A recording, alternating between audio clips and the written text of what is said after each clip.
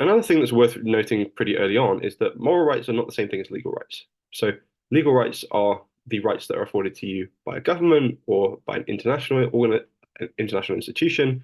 For example, like the United Nations have a list of rights that they say that everybody has as human rights. Um, but with legal rights, these are things that are going to be backed up by some kind of political institution, whereas moral rights aren't necessarily the case.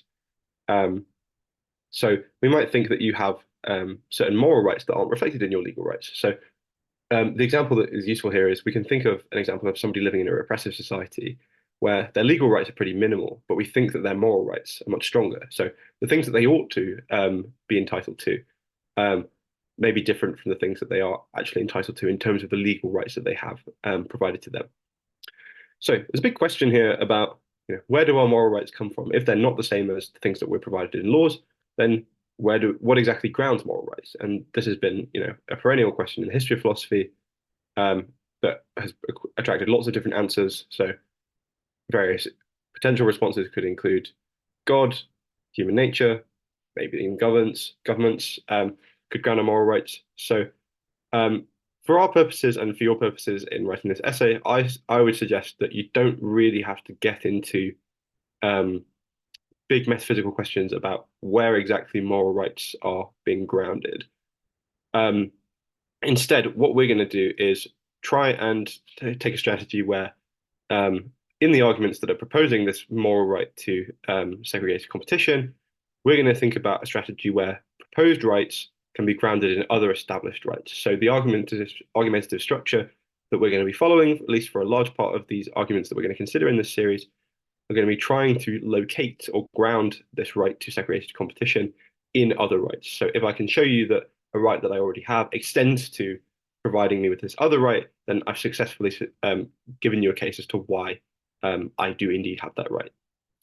So in terms of just adding a bit more complexity to our accounts of rights, Ronald Dworkin proposes this influential account of rights as trumps. So this is referencing mechanics in card games, where you think of the trump card that you have, which has some kind of priority over other cards. So Dworkin says that when you're thinking about how to make a decision or how to make a moral decision in particular, there's lots of kind of considerations that you might want to have about, morally relevant phenomena. So it seems like all the things that we want to be considering are, you know, which of these actions that I could take, makes people most happy, which of it provides them with the most money, provides them with the most welfare, which of these is in the interest of justice. But Dawkins says that it's all well and good to be considering these kind of wide range of moral phenomena and morally relevant factors, but as soon as a rights claim comes into effect, the rights claim needs to override these reasons of other kinds. So this is the kind of trump card notion of rights: is that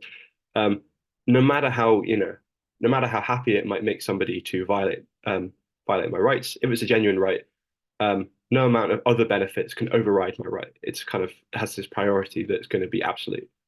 And then finally, it's worth distinguishing between making another distinction between positive and negative rights. So we said here that rights are related to others' duties, and rights generate duties on others. This is a further distinction in terms of what kinds of duties are generated in other people by my rights. So a positive right might be something like my right to an education. So a positive right is something that generates an obligation in others to provide me with something. So if I have a right to an education, it seems like it's not enough to just say that, I'm allowed to go and get an education if I can provide myself with one. That's not really a substantive right in this positive sense. What it means instead is that it seems like people have an obligation to provide me with an education if I do have that right. So typically that's going to be the government through state education, um, who have an obligation to provide all their citizens who have a right to education with an education.